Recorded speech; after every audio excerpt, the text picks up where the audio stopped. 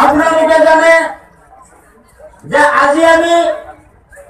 এটা শুভ কামত আগবাঢ়িছো যে আমাৰ ইউপিপি এৰ নতুন দলৰ নতুন প্ৰাৰ্থী আজি মনোনয়ন পত্ৰ দাখিল কৰিব তাতে অংশগ্ৰহণ কৰা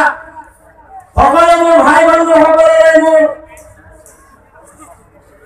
আন্তৰিক শুভেচ্ছা জ্ঞাপন কৰিছো লগতে মই ক'ব বিচাৰিছো যে যোৱা তাৰিখত 15টা বছৰ বিপ্লৱ দল তথা হাগ্ৰামা মহিলাৰী ডাঙৰীয়া ৰাজত্ব কৰিল কিন্তু তেওঁৰ ৰাজত্ব কালত সকলো জনজাতি সকলো মানুহ এতিয়া অতিষ্ঠ হৈ গৈছে হাগ্ৰামা মহিলাৰী ডাঙৰীয়াৰ বিপ্লৱ দলক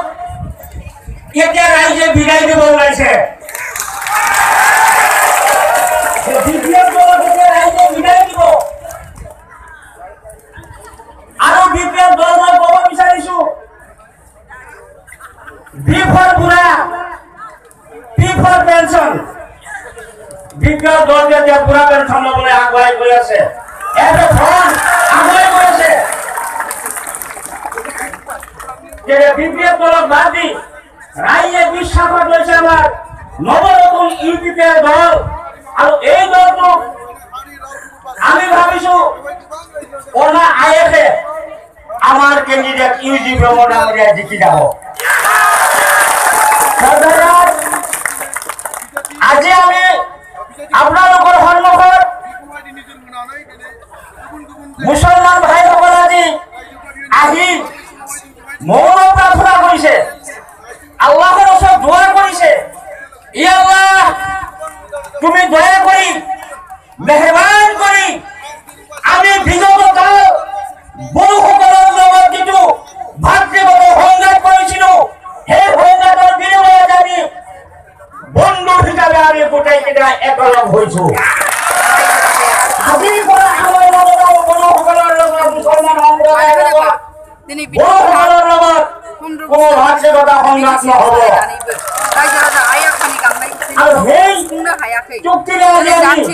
সেই মনোবলৰে আজি মুছলমানসকলে আপোনালোকৰ মাজত ওলাই গৈছে মই ক'ব বিচাৰিছো बेनि मोनथायखौबो बिथांमोनहा যোৱা 14,000 गुबुन हारिनि চনত फाननायनि समान राव बिथांमोनहा बुंगासिनो हिराखरनिया डाङरीयाय रायजो राजा आइ आफाया एटाই इस्यु লৈছিল बेनिखायनो বিভাজন কৰা पिपिएलनिफ्राय जाय बिजाथि 5 नং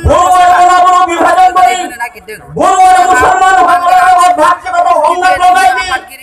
তেওঁ ক্ষমতা দখল কৰিবলৈ সক্ষম হৈছিল सायख'बाय बेखौ जोङो दिनै नमिनेसन তেওঁ চুক্তি দিছিল जोङो मिथिनो हायो তেওঁ কথা দিছিল आइआफाफोरनि नुथायखौ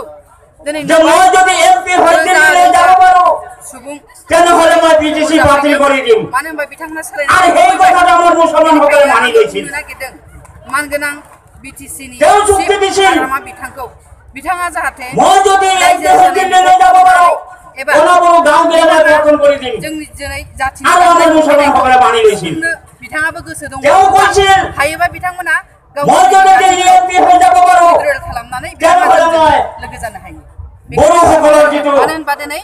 বড়োমাছৰ ধনজনীয়াকে মই বন্ধ কৰি দিম गोबां जाथि তিনিটা ইস্যু লৈ তেওঁ যেতিয়া মুছলমানসকলক বিশ্বাস দিছিল সেই বিশ্বাস দিয়াৰ পিছত 5টা বছৰৰ ভিতৰত আমি কোনো দিন তেওঁৰ মুখত দিল্লীত এই কথাবোৰ শুনিবলৈ পোৱা নাছিলো আৰু দিল্লীৰ পাৰ্লিয়ামেণ্টত তেওঁৰ কোনো দিন আমি টিভিটো দেখা নাছিলো देरहाबाय होननानै जों